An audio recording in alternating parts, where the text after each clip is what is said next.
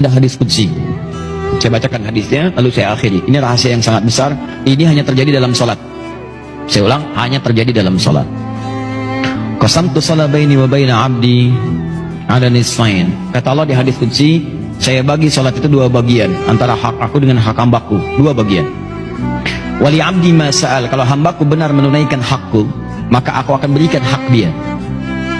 Apa itu? Yuk masuk, ini rahasia terbesar. Idza qala al-'abdu alhamdulillahi rabbil alamin. Kalau bacaan hamba di Al-Fatihahnya sampai kepada alhamdulillahi rabbil alamin, qala Allahu azza wa jalla, maka Allah akan menjawab bacaannya, hamadani abdi, hambaku sedang memujiku. Makanya tadi ketika antum sholat, rasakan antum dilihat Allah, dijawab tuh. Tapi kalau antum gak punya perasaan, dia lihat diawasi Allah, diabaikan, selesai itu. Makanya lain ke hatinya tuh ada perasaan enak. Wa idza qala ar-rahmanir rahim, jika dia sampai pada bacaan ar-rahmanir rahim, qala Allah azza wa jalla asna alayya abdi, hambaku sedang menyanjungku, kata Allah.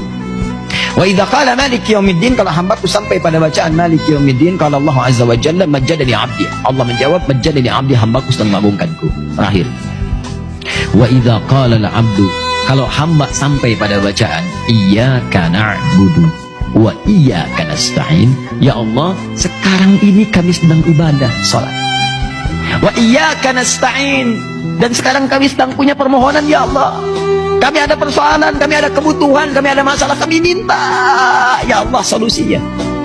Maka apa jawab Allah? Perhatikan jawabannya, beda dengan yang tadi.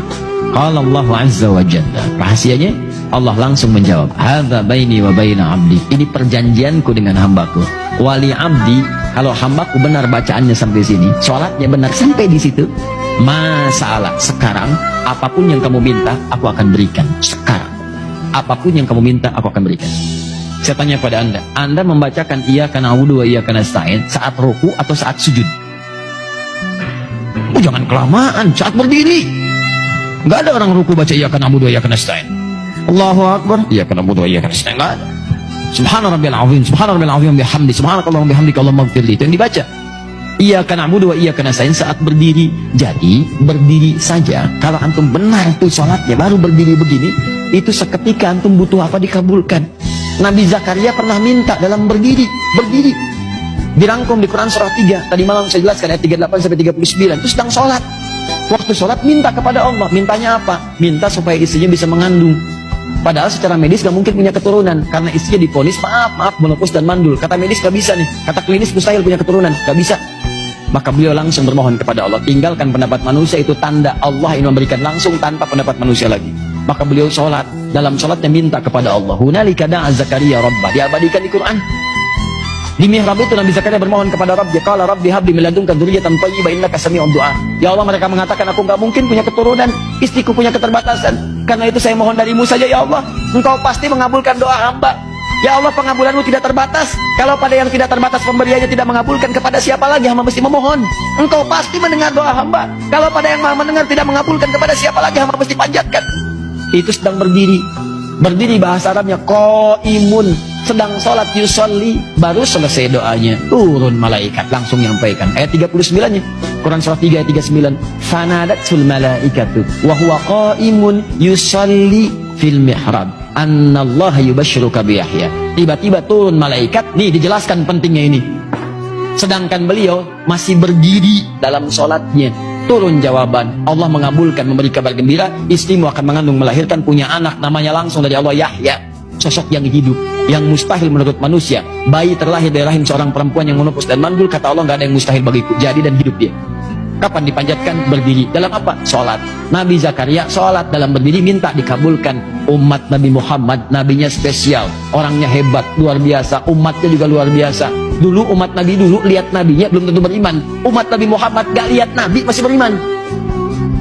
Kurang apa lagi? Nabi Musa itu banyak umatnya, kelihatan nabinya ada gak beriman juga. Dibebaskan dari Firaun, Firaun ini tenggelam sampai ke bawah tuh. Begitu bebas dari lautan itu, Firaunnya sudah wafat, sudah selesai seketika. Musa, tolong dong cariin Tuhan lain. Bayangin. Nabi Isa kurang apa lagi? Mukjizatnya dahsyat. Yang tidak ada dengan izin Allah.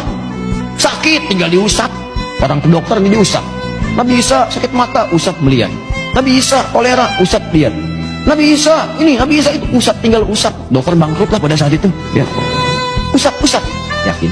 Kedua, ini yang paling dahsyat, menghidupkan yang mati dengan izin Allah. Ada persoalan, hidup dengan izin Allah. Hidup, naik lagi, berdiri. Ngasih tahu persoalannya, wafat lagi dengan izin Allah.